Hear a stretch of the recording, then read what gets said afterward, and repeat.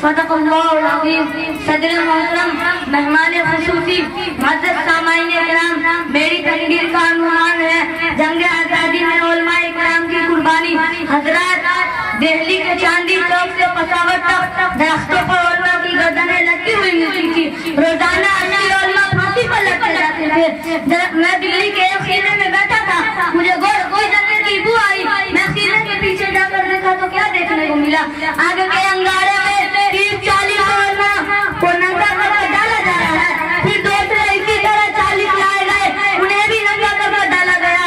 ایک انگریز نے ان سے کہا، اگر تم انقلاب 1857 میں شکست سے انکار کر دیتے تو تمہیں چھوڑ دیا جاتا۔ ٹینشن کہتی ہے کہ خدا میں آدم سارے اولیاء جنگل مر گئے اور کسی ایک نے بھی ایک انگریز کے سامنے گردن نہیں جھکائی۔ وما علینا الا البلاغ۔ السلام علیکم ورحمۃ اللہ۔